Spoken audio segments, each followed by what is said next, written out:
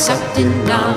Siri Waheguru Ek Onkar Satyanam, Siri Waheguru Ek Onkar Satyanam, Siri Waheguru Ek Onkar Satyanam, Siri Waheguru Ek Onkar Satyanam, Siri Waheguru. Yo. Miaoué on va lumière sur ombre que les victimes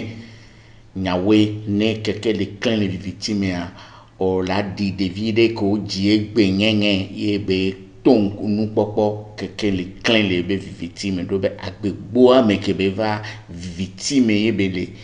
que les clins que les minyabe enona ntila mechan enona bonbon me que les ni maube sijeje alo maube symbole que les gagner no nya be symbole que les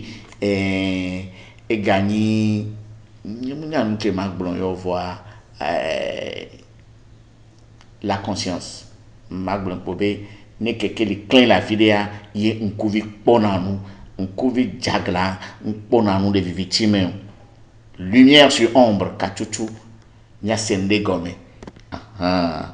on appelle lumière sur ombre à Keyoga, on appelle guru. Guru.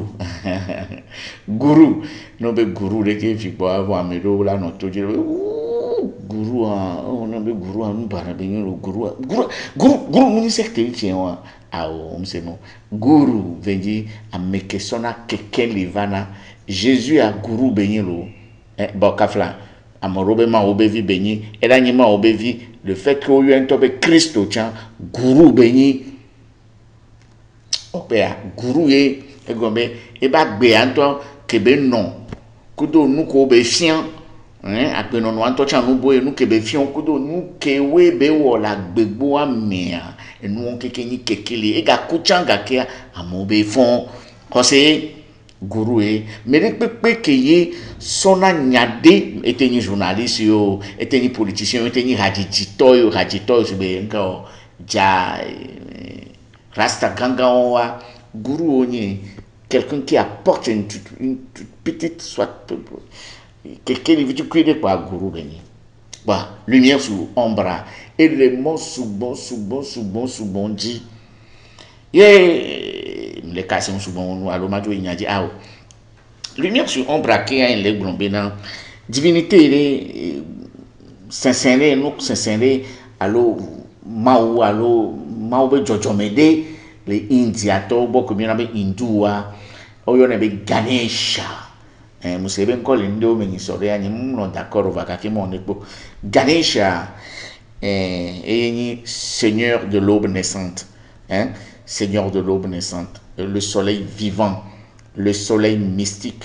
Donc, à Guru de Guru Benye la Nigba Yandi Ganesha, et il y a school view sous bonnet à me couler le dos blocage, à me couler le dos, nous quelqu'un m'a blomena, et y pour moi, na chamenari, et ndoku sous Jeji Muzonangbeo.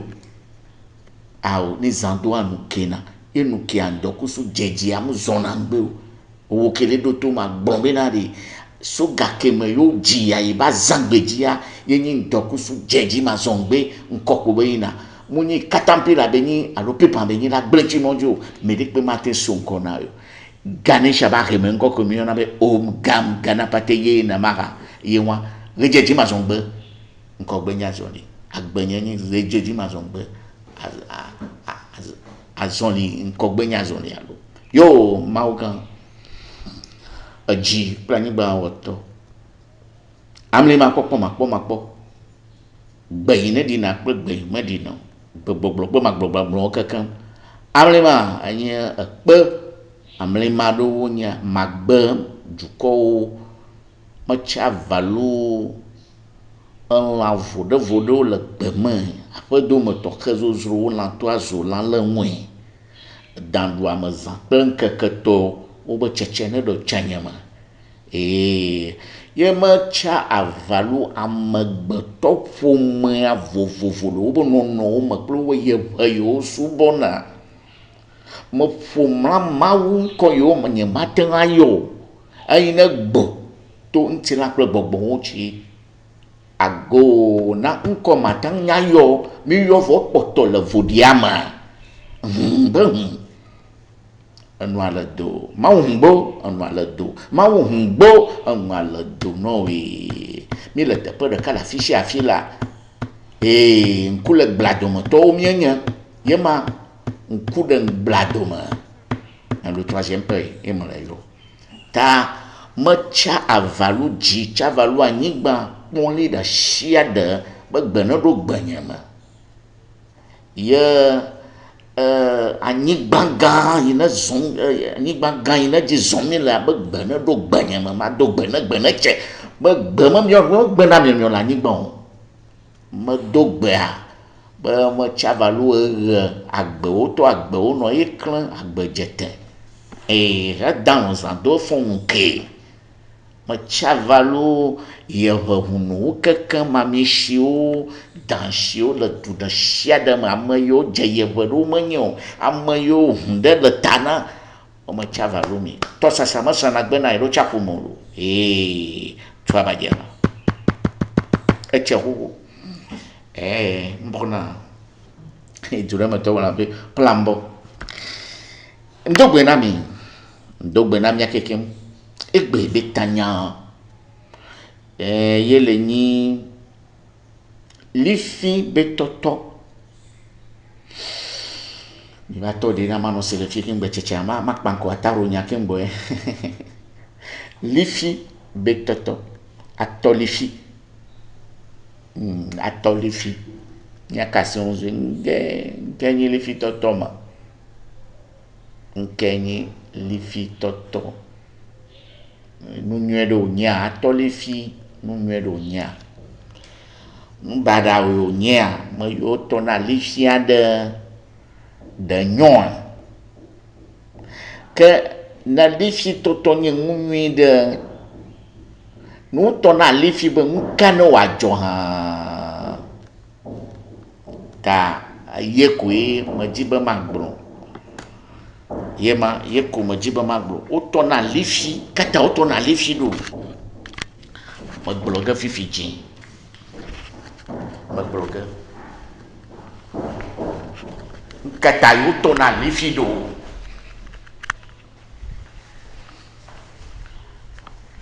miagblɔ be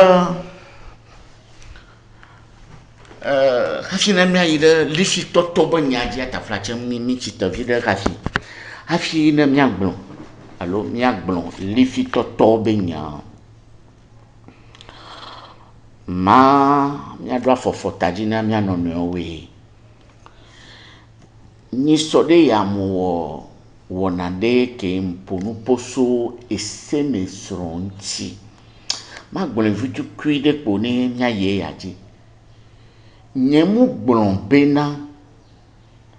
nu sukowo le mia gbɔa mu nyi miabe semesrɔ̃ eŋuti amegbe o nye gblɔ be nyɔnu kowo mi ɖe ame miabe semesrɔ̃ ƒe eŋuti megbewo ɖo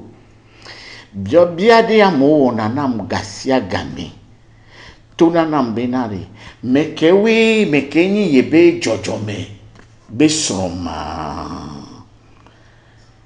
ame ɖewo tɔna teƒe kakakakaka ŋuti tso nyɔnuwo wova kuna nyanga kpɔa ame ɖewo gblɔna be esenyemesrɔ̃ nye me mu ɖe gɔme bena ɖe esemesrɔ̃ ŋutɔ ko gblɔna ye nyi be agatrɔ ɖu zokudo wo ŋutɔ ɖokui hu le ta ɖe elɔ nu sugbɔn ɖo eme epote nu sugbɔn etɔ kpadzi enɔ kpadzi be nu sesẽ ɖewo va zẽna me hu le ta ye wo dzine le afã me kpɔnɛ tsã wo dzine le wetrivi me kpɔnɛ gbɔngbɔn kowoe nyi tadzi vodzu woko kpɔna le afã kpɔnli me afã kpɔnli me be vodzu le yo kpɔna le wetrivi me wo gblɔna be eye nyi hu le ta le kpɔnli ɖewo dzi le wetrivi ɖewo dzia no te wetrivi ɖe alo wetrivi ɖe dzi wodzɔ ɖo alo ve te kpɔnli ɖe le zɔa ezembe sonde de la dompono king boyo la posonde a odola de nous sensen wo ele chochi me Kristo ranto abe gome sese enyi me ade Kristo robe Kristo le o me king bo ji o nya gbe a nti na ku gbongbon no bon wa va odola o de kakui la no do to mawu le o me ano se mawu be gbe le o me ele vodou me chambe vodou ke joku bombe gbongbon ya joku yo mu le segbe ne wa o mu po mohun o mu po do gbongbon me o lo kantata yemi ame gbogbo to mi lo kantata eye wa rena monami le nu gbogbo do me mu ni son de ba paji yo po yo bo ani o temu o de kakudo we trivi ke di ojo alo tadi nu sensen ko weni don nu nana benyi nsende benyi amleman de benyi na no te wo de kakua e mo sugbon la hun non la gbe mi kaka so je e son de deji connais-toi toi-même tu connaîtras l'univers Dieu et le reste de l'univers alors menene o broné wa le kotadi pepe mi hermétisme ni mu kan hosera ke molo no do hosera de me yo wo de ka kudo apetadi mu sen walo hoseke olea ne buda yo subona odo la monje butaja place a senu de gome ele vivere na ni kwa po voi eye ngbrobe ni o de gbongbon ke le tadi no o le pe o le segbe ni o le mlani o le ile gbo nu de jajo ele to no le dron koku mi ele ponu munyi be kokokoko gba gayo la po gabe nu wa mi to ega on ne mélange jamais le fait d'être riche à la spiritualité ni na philosophe o la ni gagan to popo oublier et nous que le blemia be spiritualité ni be ne won ma poga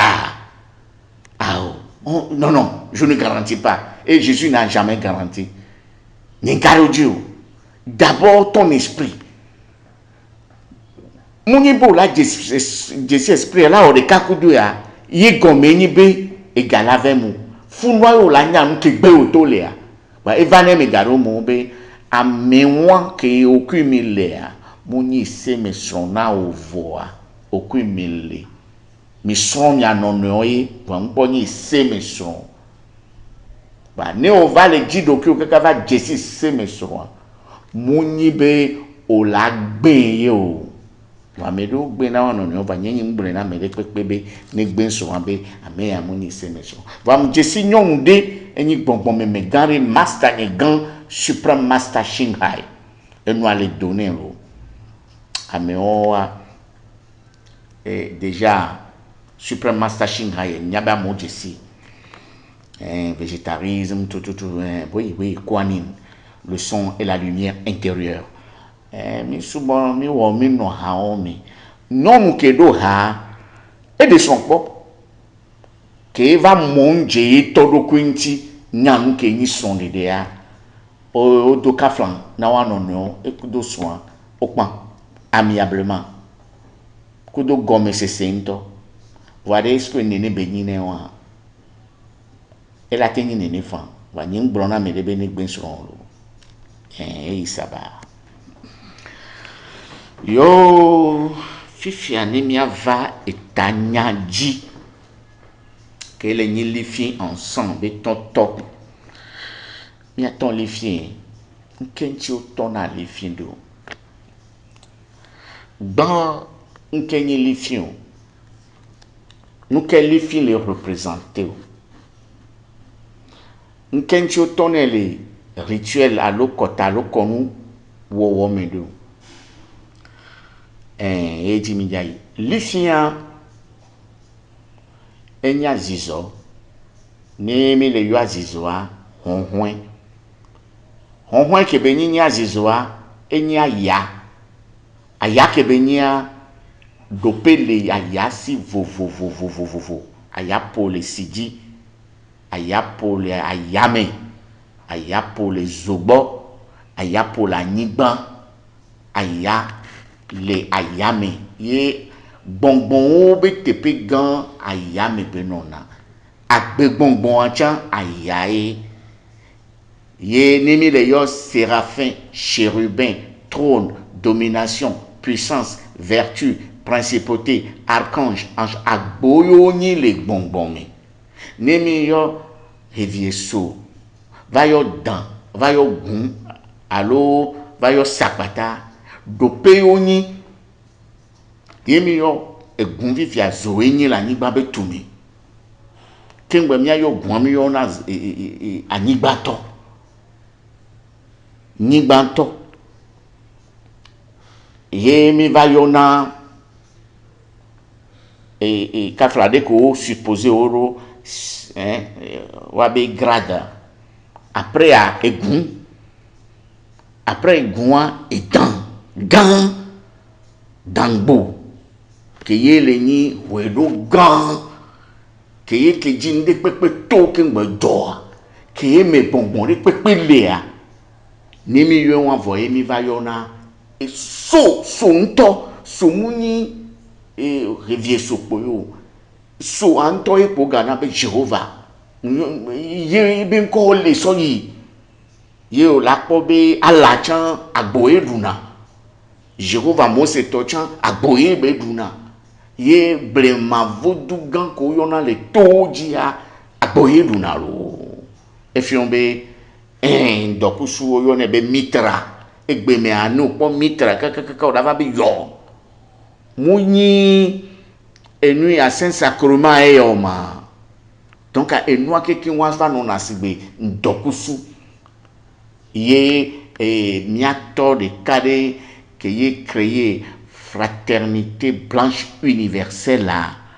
muleja ponposo umra Michael Ivanov et blonabe Eif os ur lumière infinie à partir du Keter à partir du nyatobo nya nwa keke boa ne ojibe na ya dogbeda ye begbe dododa ni bonbon me nou ke di o la so toki ngbe la yi bonbon me sugbon ayi jinku sin to me le bonbon me ba de to le bonbon me ozana lifi ogomi be ya makoko yo begbe dododa twazi zo pe li apa lifi en donc nous corps les filles alors ton les filles il n'a te pe souvent to be honhonji to be ji va ji ya mponi ne pepo nde mi on a be fréquence audible et inaudible mi on a ndobe odeur nous keke a bonbon yoni bonbon be do pe yoni il n'a te pe ji et fiombe lifien otone so nyako le blon e nya e chakako do lifien le ya fijiji ele ya fijiji e vigua lifini mon popore keye o la so wonu ba black bonbonné nou babla alliance zodudude Kaflazi André ne tobe jodaye gbeyo jim ye mujina be mayo musensenyan alo nji be ma o gbedodo dade maji lifi tohede ye maji be na gapopo tohede ba no asigné tamonyo wa 11h mais sono i midi on me ye wona prière que leo prière kaka moja do kadede me kudu bonbon gbedodora le gbedodora melo mi munyana gbedodoro lo garo mo na nya do ko mi yona nkolo agbo le keke anti mu genjwa de kasi po agbo lo e ona be keke atoyo po dodo wa to anti agbo le keke anti dope ole opo na agbo le bonbon me munye gagan lo lagbon eke o le ji la pompo na no pompo ne pa hunhun gade alo akupende fi alo akunyizo yo ukuna abobogo le Krishna toboe India toboe opuna ga clean le catholique toboe yo puna chakli alo huna ya le sakpatoa tonwe yeno yimiato kowe le toji kable hawade kable toade osona nde okune ona be tutuga gen on e ba ko fin tutuga pa ya tutuga vivodo la mena no ku bu nene enyale ye o tonalifia donc a oyo nuavo okupene amero yo na gabarabega free wizi nous quelqu'un amuni nous balo yo code beni rich beni donc à nous le dogbeda nous ja dogbeda de ko tourner jido ye no do gare me nko lawo no ja wu no nko wono e va do gare me tonalifi pa nyen blonde keye o jene gomiro amisa me kodo to ya amisa me kodo be rich ye ma va gbrin de ke nya wona to nya ro na amisa me bakpo e. Donc, nous autant les fianenia et fiambo ou adresser prière ou ana hasosore les bonbombe. Lobe bonbombe hasosole du corps la yame,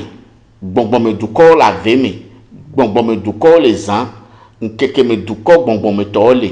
et togome du corps vovovovole et que we danada que we hunankuna me que we nana me nyonu nusu et nous yo le dia o la bio e hekia et au supermarché de pepe les me on t'en dit voin va venir là non fini fiana non t'en be bon mo yo mo la bon fou bon hey listen to me c'est nyanyere nyakenje mato na wale OK brand ya wanje mato no benadi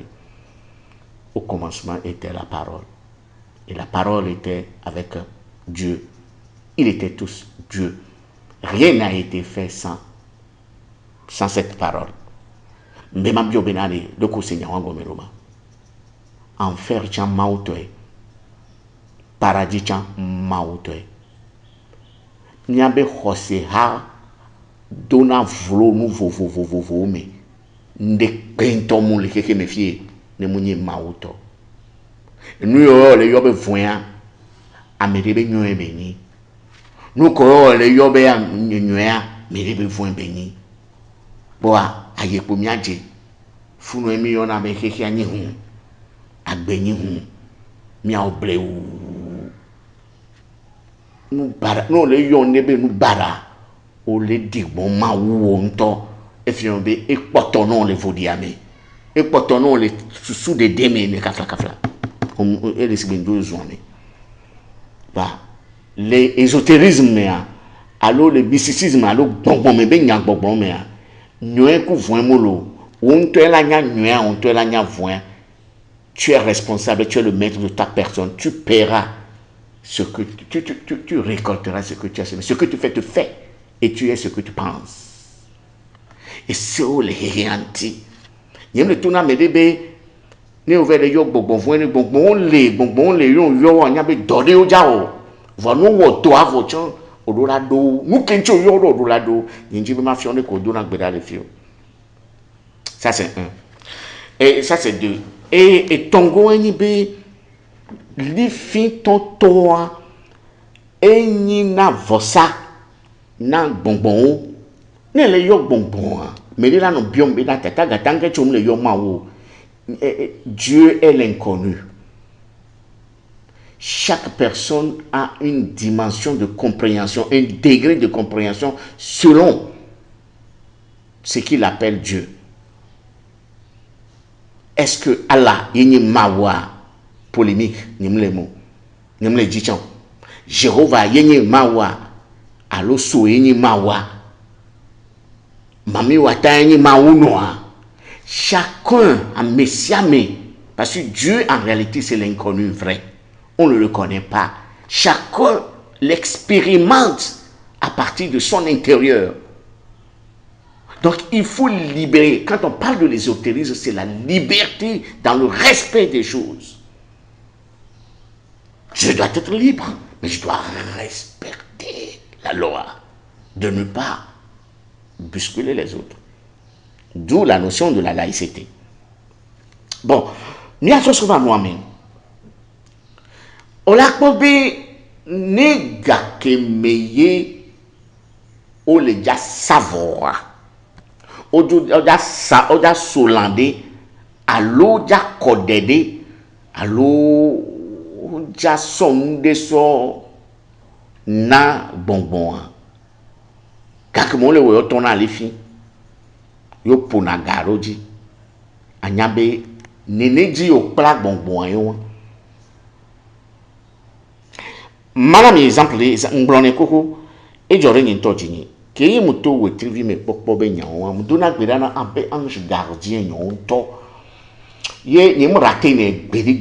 ni la fili ti chanjo na va ni ngale school cham bobonata ni era gbero kwa mu chana va lui e va me gberi ka gbebe mu jedo palu de alo adome de hon na npo koko kom record be o mi aga o de via ke yo from lo home ambe mijo merci mudoko nyame hovi nyame piolo nyame ye mutu hontroa ke mutu hontroa nye mute ja tem zon nye matin su concentré chambe ma dogbera ba njo mlani e mle blon le susu mebe a o ma o dollar nye parce que ange gardien nya mon lone be nya gbonto c'est niveau no va do niveau de maga no yo ange gardien on to propre c'est tout un début des choses. Donc, mule buta mebe ao poevo a l'envie de somme ni mnyaka ke me adome ke le duma voka kam dano kafla mohu nke le yobe ange gardien non mele be sova gbonyi gbo wangbe ya ne chineni e gomeni be ke mfonzere kan pobe ke jim dona gbera ne ya wan e be va kafla va dadonam et va wonder que nous n'avons pas bien le tout topo angier va muso agbeto bi no me agbeto mu to agada pululu mu pode ke be zonvado a to po gbongbon me de ke nu sona so gbongbon ke zen de ke zen na me a mo nje nti mpo po nti le gbero mpo nyi to mpo e tushim va nyim santi be tushim va santi be tushim va nyare ke no oro e won ro na e do afona mzerika mto va gboji amobe yo ame atebeke wa ye ya bon e wa entre parenthèses e tiombe no oduna gbeda odu la no do gbeda do gameji sibede ke ye musulman wone sibede ke catholique to wone sibede ke o ma cité pe gbepo adu gbeda midi ava do gbeda soir gbedora ko dura midi on well awo no wone de dodoji le gamedia c'est comme le chien de Pavlov hein o la vague mado bonbonde yo la créer esprit de bon et wanji et le vivede no wone kaka no mva wewe la no sigbe o jago no wone do reji no mte va we ni konji o le chan ni game aso la se honhon ava la be ame ava vo ke wen fiumbi li fitotoa e nana mi na gbongbon me va mi duna zo mi chana ku gbongbon tokede e yin na meto donc a bonbon won chon o do na contact ku do e bu li fi va li fi on le vovovo amayo so we na va yo li fi de na mi ha no ton na li fi wa on to la dogo nu ko le dia va no ton li fi wa no li fi ken jagbo no ton li fi wa no dunyin la ko duko o dunyin la ko duko o dunyin la oni densu si yo oni bami sika si yo oni ajapa si yo oni to si yo nkebe si oni o nyim nyam kebe nu oni no to li fi wa o la po dagbe va no ngolo be o dunyin la po o jagolo nyani boa li fi ambe enyawe wa mana exemple ase ko kan mele nya so de popo ngbona be e de ke yo pona ye be potana vodu de pepe aze akpasonu de pepe ye nyi deko so na sigbalo pona na nyigba gbalo nu kenche le nene o sigbalo ma wonto enyi sia anyigba ma wonto enyi anyigba omli ne pepe dade do be sie kona ro anyigba gbe nu ku miona esi nya gbe ye be vegwa nya anyigba ne opona de ku sigbalo a do pe ke be yina le gbongbon me a ne onyina ko a oku keke ami dure ka do be agbe tomu le agbe ami fona gbe na sinu owolo ne mu kusi anu ela kun ela kwile mi gbongbe gbeja me ma le si o ma nu si o bela mi tan ken gbe bela mi tan mi am ke gbe gbon na po mi tan gbeja me ma mi tan wa hun le la ma si ye e khide pe mu zo na gbe na jeju ani ma to won ni ga jeru atiji chan ani gba ni amemo fla na ani gba on wala chipo la jani ni dan li atiji ve no fun chan egena wa nu so sigbalo mi ni ngabro sigbalo po yo nyane ko yo na to ono an ma gan le be dope vovovo sibede ko nto le sentir le omi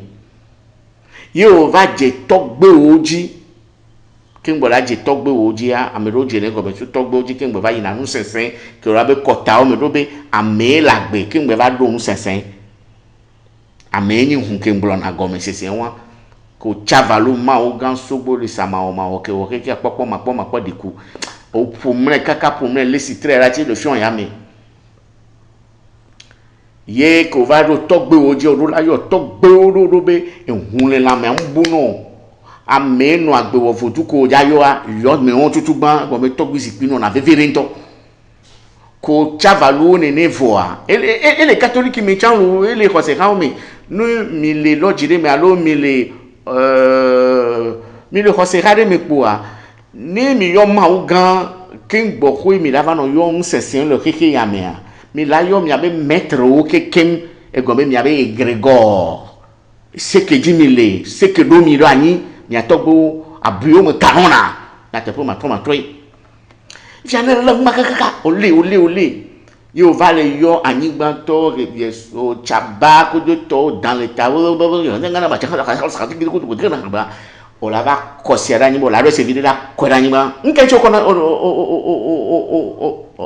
écoutez merde nke chu na si akengbe konero ani bon ezodudu ila no ga mi adu ko me to mi yale no kwera ni ba la trop se vide et gombe je me lie à la terre, à l'élément feu, à l'eau, l'élément. Je me lie à la terre elle-même, à l'air. Règne minéral, végétal, animal, humain. Et je me ame coucou de pepe, à tibe non mais à maube non nous on do la nye, yo la kosiara ni ba, ko kosiara ni ba. Yo jibe nou ne nyone ya o la solifi korezome alo la ton ati jibe de fian yo la no blombe de fike amemu le webe klanle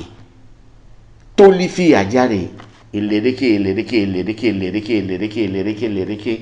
yo la no pomla nu ko nto ni gbongbon o pomle gombe o la no évoquer ano invoquer invocation nous que we joro diopo kafla nyang bon fifi djembe ange gardien ya va onde nam on to ira gbon le susu me be wo ke onu ya na npo wo ke dado ya na npo wo ke oreke évocation won o le won invocation zereka e fi on be o raton gonku nous que gbongbon awon no po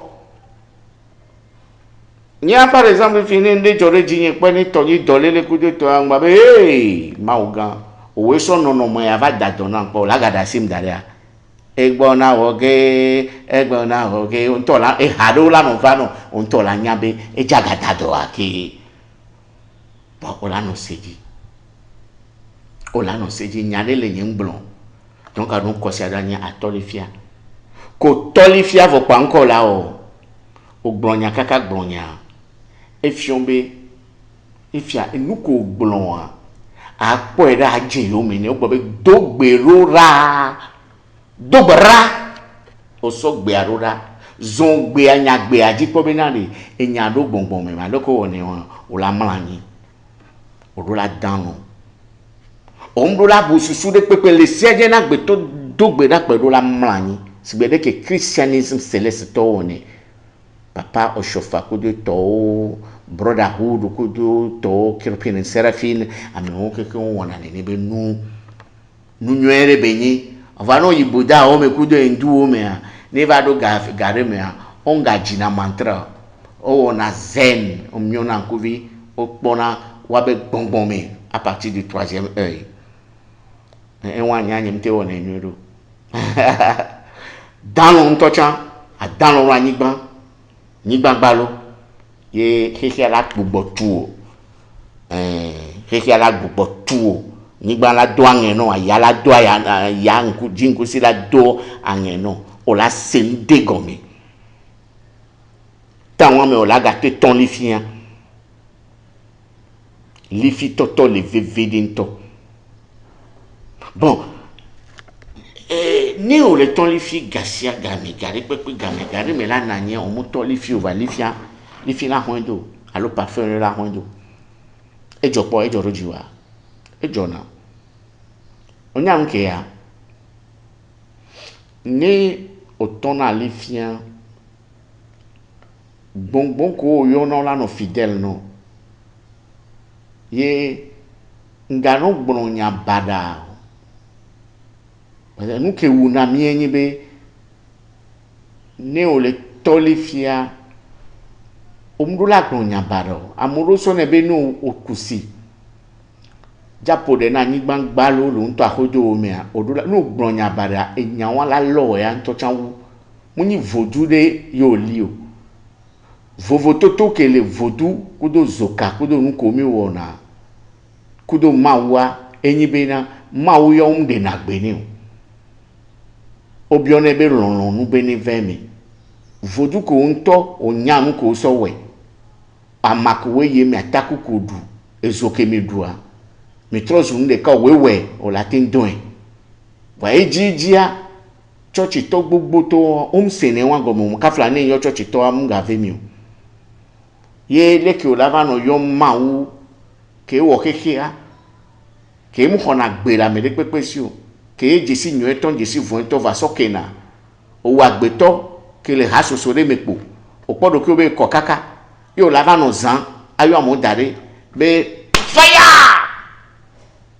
o mu dzesi ma wo awɔ ne o wɔ nenea o mu dzesi ma wo ese ye nye mawua sɔsɔ ke gã ɖe nɔ ne me gblɔm gbɔ be ne le do gbe ɖa ne bidzi le gbedodo ɖa ma le na dɔze ɖeka gbɔngbɔn ɖewo va ƒona propre sekre nye ɖe le gblɔm wa propre enu gblẽ na nam semaine me mu nyɔnɔ eŋti anya nye mu do na gbe ɖa kpatakpata ne mu vo nyuie ɖe dzi ɖe dzɔm ye nye mu le me ɖe kpekpe ɖa dɔme ye mu te gogo na teƒea ɖo be nya ɖe le ke ŋgbe dze na gbedodo ɖa gɔme enya ɖe le nya ɖe la nɔ asi o nu ke nyi zoɖuɖu na wa va edzidzia miame ɖewo wa mi do na gbe ɖa si be mawua le miabe akpadzi ya amewo nye miabe ketɔ amewo nye miabe ketɔ mu nyi ketɔ na mawu nye be ketɔ o kpɔa funu ne o vɛ le tɔ lifi lea lifia ma te yi gbɔngbɔme ɖo be gbɔngbɔme ɖope ɖewo ese ɖewo le gbɔngbɔme be gbɔngbɔm ɖewo mu se na nya vɔ̃ ko to lifi ko le tɔ mu xɔ ne o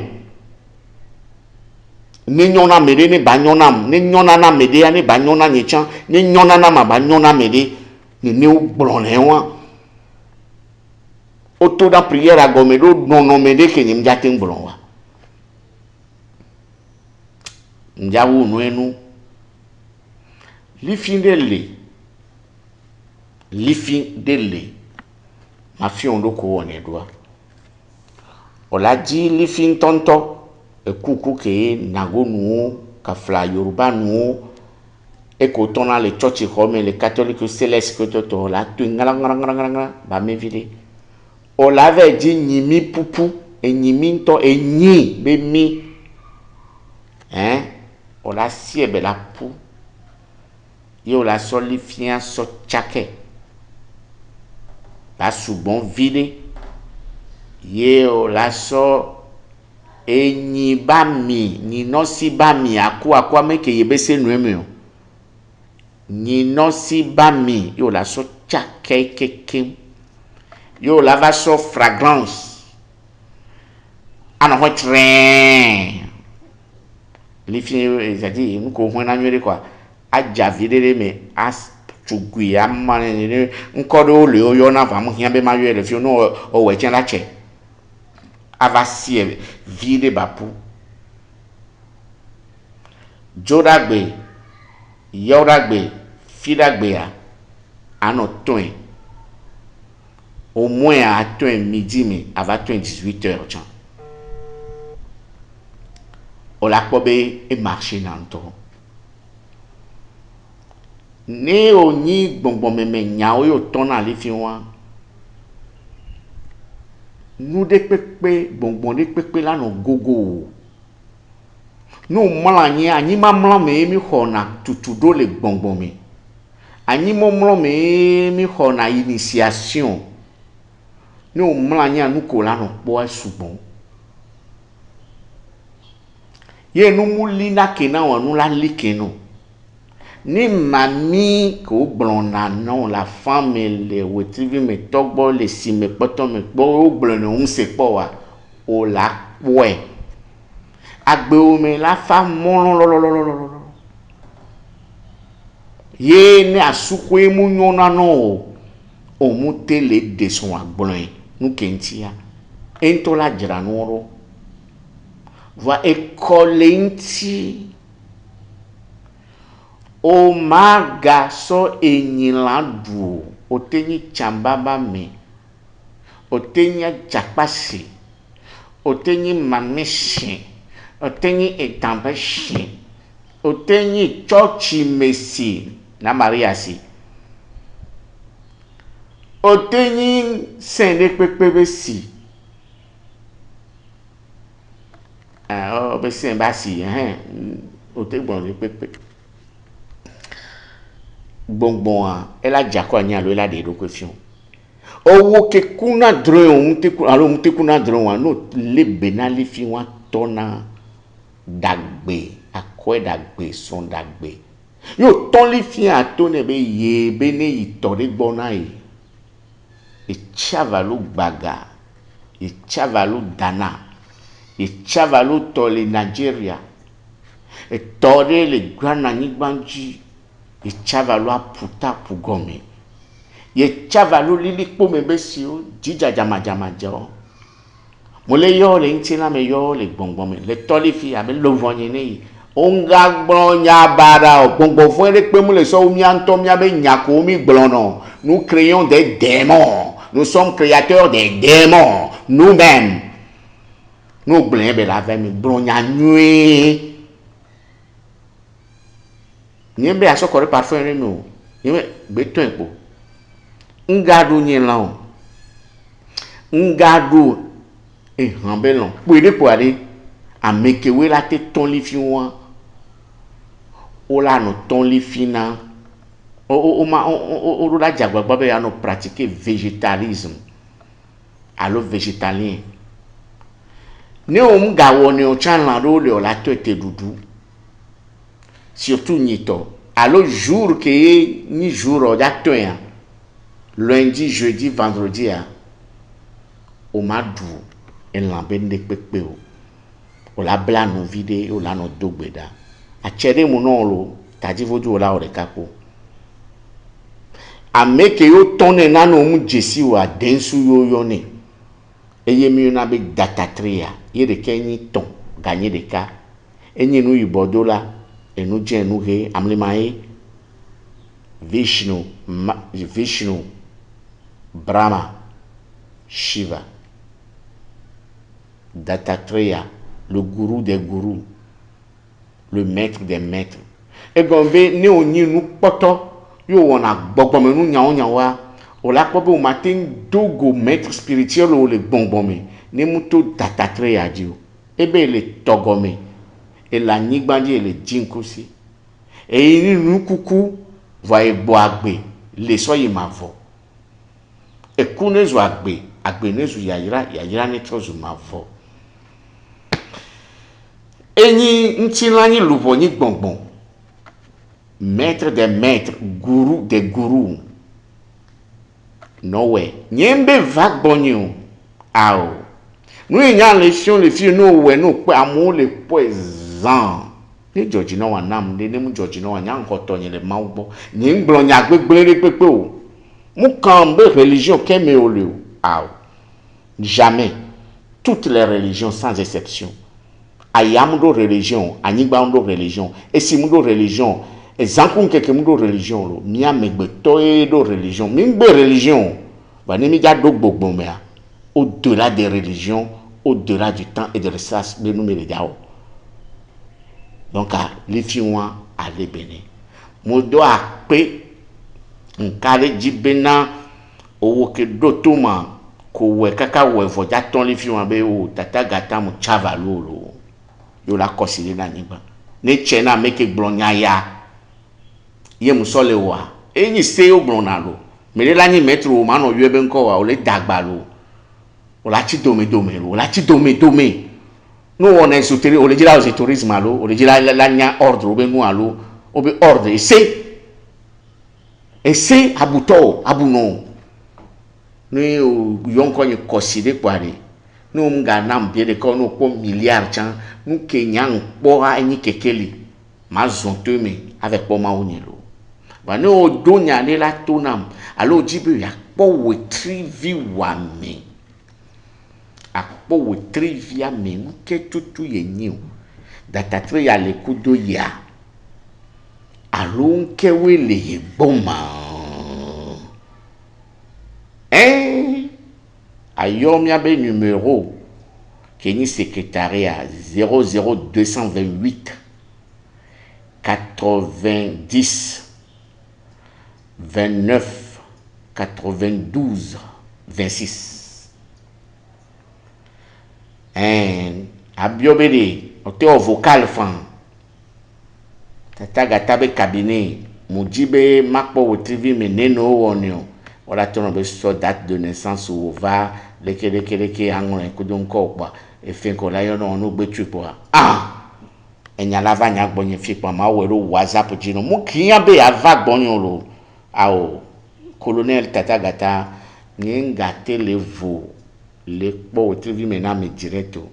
ne o di nya de be ava o la tin va sur rendez-vous pa wotrivi me ya ma wero whatsapp jino yo fo wo de do alo me na me mi acha mi azen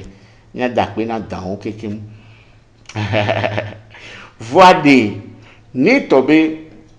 on topo o jibe ya biom nyade nyane nyonya te pelo na mede o ja biom nya o jene gome so re ko ji yodo ye toku ye no kwa medo ya no vas-y droit au but to gbe na npa be o papa jibe ma onke o fofo yin no vi yin jibe ma onke ma no awon afodope ma fion ma conseiller ni hia be ma to no be po wetrivi me ma to no la po wetrivi me va ma wunu kengba ma yo numéro nya jibe ma to na mesia mebe mia kekem le jila to na ni ma gbo be mia kenken mi ngano yi nu woto de gbo mi aho ebe nu va gbonyi ni mi ano biom be na de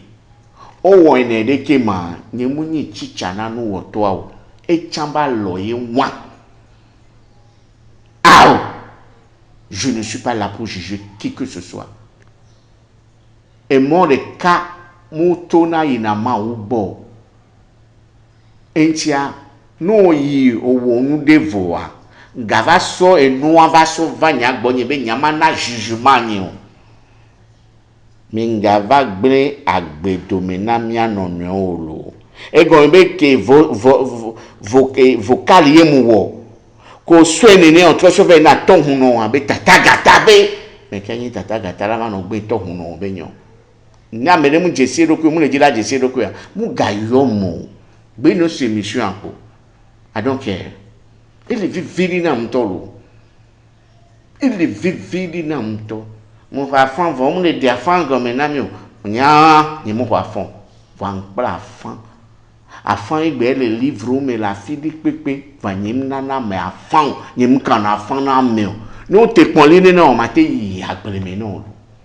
No ele fan ya agbon be nya no. Voi nyim ja kan fan no. Nyim ja gbe me le ton na o. Jamais mon point de vue respecté. À respecter tellement respecté toi. Et non, non bagnani to tonyere ke patakliko tatagata o la pomme 80 00228